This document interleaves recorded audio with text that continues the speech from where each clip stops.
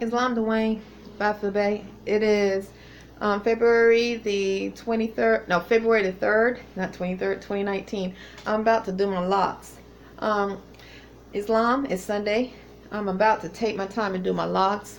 I know you got approximately all the, I hope you did all the things I studied yesterday. I already made breakfast for Imani and I, and now I'm about to focus all day or a few hours on my locks.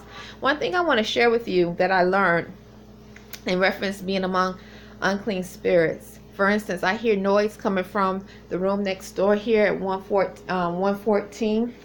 The door keeps slamming across the hall from our room at 116, and at room 118, where I saw the U.S. military guy come out of, someone's always mumbling or making noise while Imani and I head is against the wall. So just a few moments ago, I was deep breathing, doing Beye. As I deep breathe, I was doing like this. And each time I deep breathe and release, telepathically, a male was saying, coming in. We're coming in. So what they're trying to do, that's a form of witchery, because they have made possession of the mind they try to make these unclean spirits possession of the mind as a normality.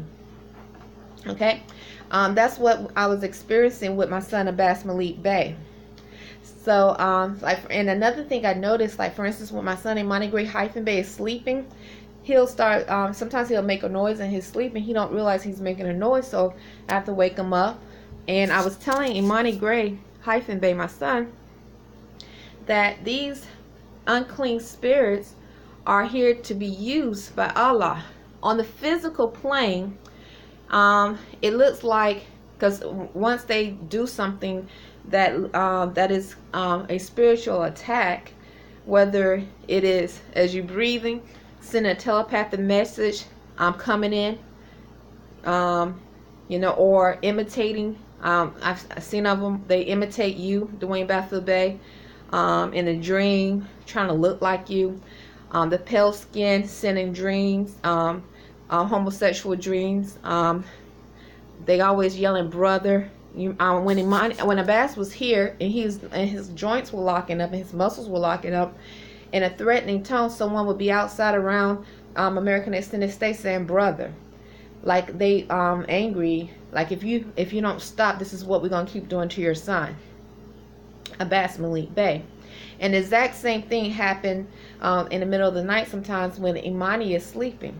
But the way Beye, what I've learned and what my highest self messaging is remembering in Exodus, Pharaoh, and that, because we are energies of these holy scriptures, and these holy scriptures are not just stories. They are here for us as Hebrew Muslims, as we continue to conquer these foes, these different spirits, whether it's that spirit of betrayal, that spirit of any unclean spirit, murderous, whatever it is, that lying spirit. So on the physical plane, because these unclean spirits, when they do something mentally, they like to make a noise about it, because they've been attacking the mind towards unconscious Moors for years, or probably way before I came back to this earth.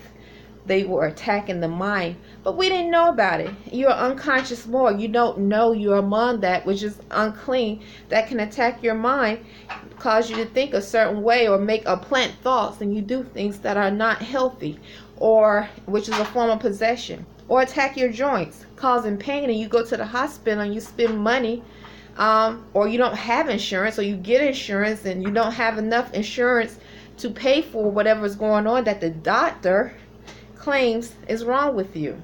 So and you go into hospital debt, other debts that you might acquire. So what I realized, Dwayne, I was telling my son Imani-Bey, is that is on a physical, because they like to show what they are able to do, because they know they've been doing it for so long. So, and they're trying to normalize this filthy, unclean behavior, as though this is how it is.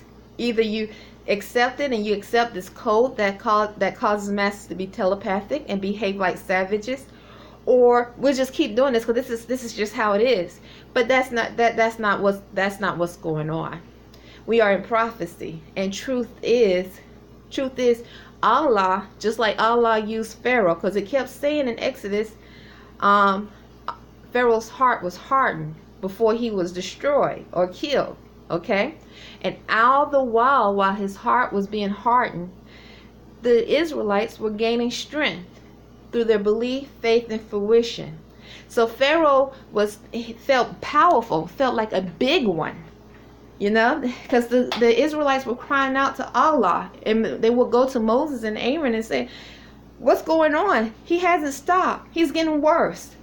But Allah needed to use that energy, that unclean spirit, to strengthen the Israelites so that they can go ahead and continue returning back to their true selves.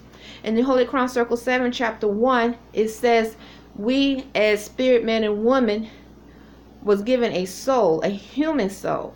We were giving a human soul so we can function on the plane of soul, and we must conquer all these foes before we move on to the next level.